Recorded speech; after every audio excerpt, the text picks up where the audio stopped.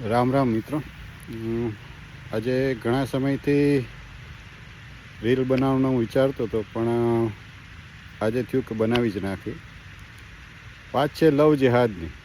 તો લવ જેહાદમાં એક રાજુલાનો કિસ્સો હમણાં સામે આવ્યો. આપણે હિન્દુની દીકરી 25 વર્ષની આસપાસ એની ઉંમર કહેવાય છે, એટલે મેચ્યોર જ હોય, ક્વાઇટ મેચ્યોર કહેવાય.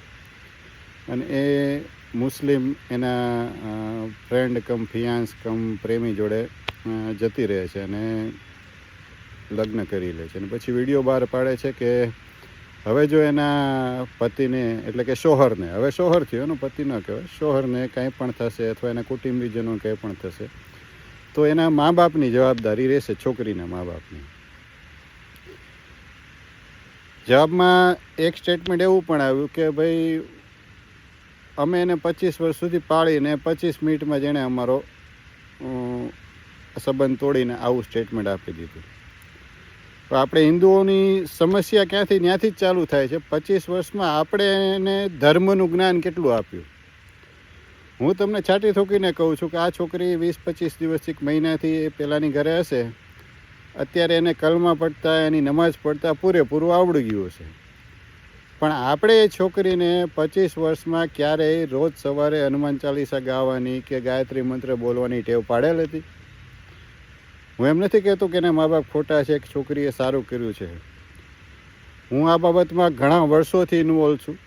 મારો પોતાનો અનુભવ બોલે છે કે આપણે જ આપણા ધર્મનું જ્ઞાન આપણી છોકરીને કે આપણા પુત્રને કે પુત્રીને આપતા નથી, એટલે એ સો કોલ્ડ સેક્યુલરવાદી થઈ જાય છે.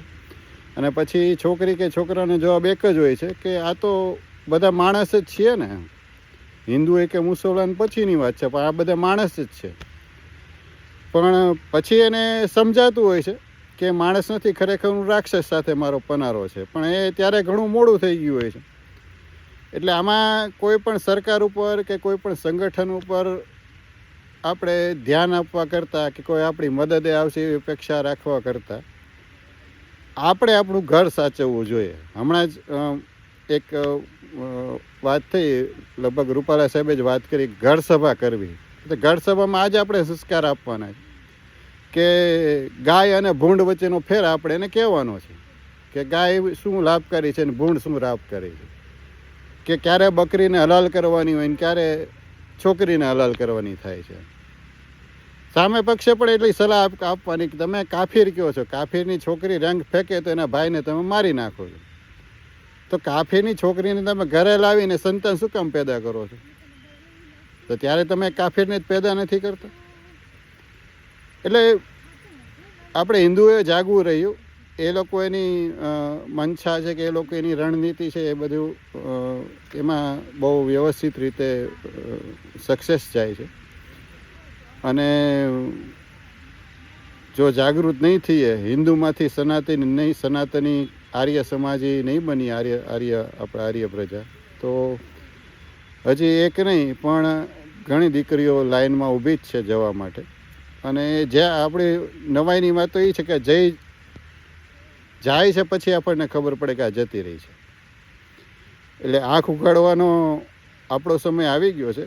આપણી છોકરી જ્યારથી સમજણી થતી હોય, અને હું તો કહું છું સિનિયર કેજી કે જુનિયર કેજીમાં જાય, પહેલા ધોરણમાં જાય, ત્યારથી આપણે એને એવા સંસ્કાર આપીએ. કોઈ પણ કઠમુલ્લો કે કોઈ પણ સુવર એને હાથ અડાડવાની કોશિશ ના કરી શકે, સામું જોવાની કોશિશ ના કરે.